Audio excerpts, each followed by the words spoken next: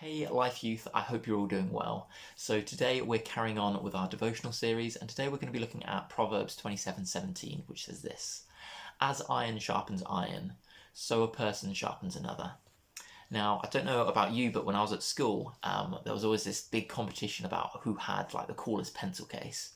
Yes, I know I was a proper nerd at school, but one of the key points of any pencil case or what you had in it was a pencil sharpener, because as time would go on, I'm sure you know, your pencils would get dull and blunt, and you couldn't use them anymore. So you would need a pencil sharpener in order to sharpen them, so that you could use your pencils again, and they would be sharp, and you could draw stuff with them.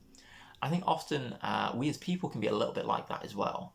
As life goes on and things happen during the week, we can often feel ourselves feeling very run down or discouraged or tired or lonely. And actually, I think this is why we need other people to kind of come alongside us to sharpen us, as a pencil sharpener would sharpen a pencil, to encourage us, to build us up.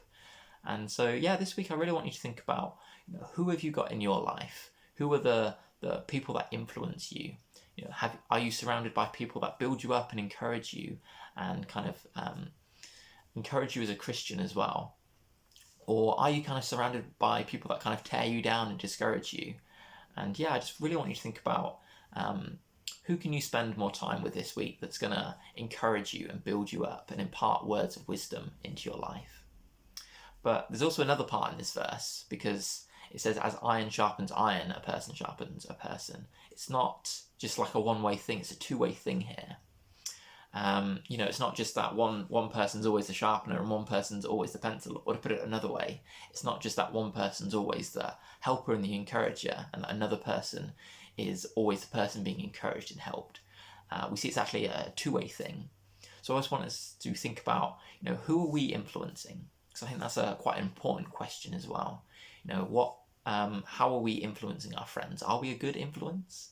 Are we encouraging and building people up? Are we showing them love, care, and support? Are we showing them God's love through our words and our actions?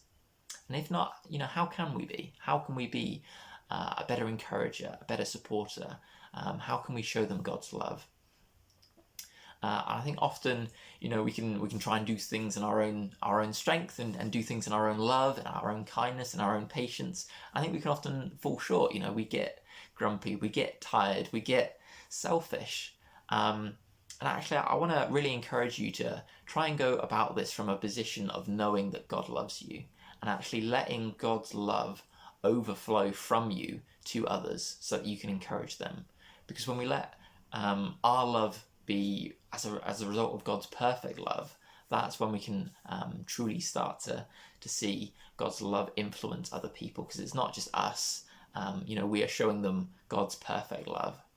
So this week I really want you to have a little think about, who can you encourage, and who can you support and bless this week? Who can you sharpen this week? Hope you all have a good week.